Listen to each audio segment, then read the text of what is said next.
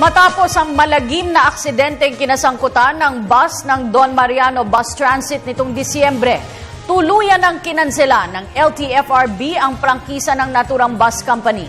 Samantala, itataas na sa 150,000 pesos ang tulong pinansyal na matatanggap ng pamilya ng mga nasawi sa naturang trahedya. Ang ulat mula kay Dina Pagibitan. Tuluyan ng kinansela ng Land Transportation Regulatory and Franchising Board o LTFRB ang prangkisa ng Don Mariano Transit Corporation matapos mapatunayan na lumabag ito sa mga patakarang ipinatutupad ng tanggapan. Kabilang dito ang 7 prangkisa na naglalaman ng 78 bus units. Nakatakdaring sirain ang mga nakumpiskang yellow at for hire na plaka ng kumpanya bago i-turn over ito sa LTO.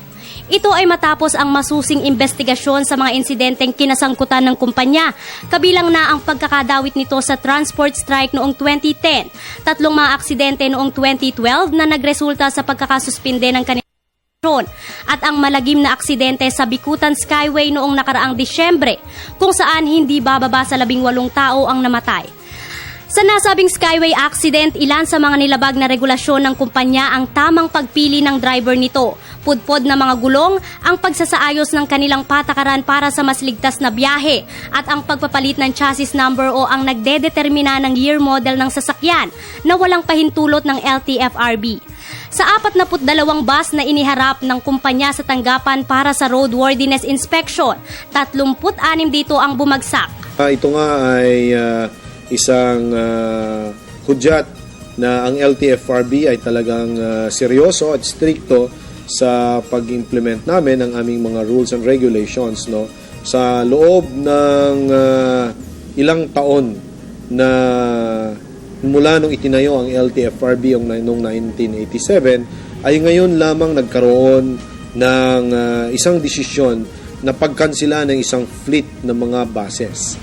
Samantala, itataas naman sa 150,000 mula sa 75,000 ang matatanggap ng bawat pamilya ng nasawi sa aksidente mula sa insurance company na sumasakop sa bus transit.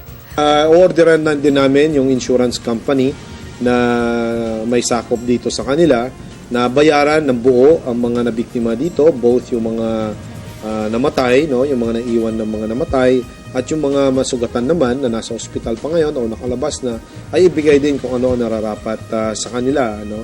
Tiniyak din ni LTFRB Chairman Winston Hines na seryoso ang tanggapan na panagutin ang mga bus operator at drivers kung lalabag sa mga alituntuning ipinatutupad. Nakatakdaring maglunsad ang LTFRB kaisa ang mga bus operator na mga programang magpapaigting pa sa mas ligtas na biyahe ng publiko. Well, ito ay isang panawagan sa lahat ng mga bus companies na pag-iba yung pag-iingat. Dahil kung hindi po at kayo ay mahaharap sa isang ganitong aksidente, ay hindi mag-aatubili ang inyong pamunuan na talagang ipataw ang dapat na parusa ayon sa ating batas. Para sa Telebisyon ng Bayan, ako si Dina Pagibitan.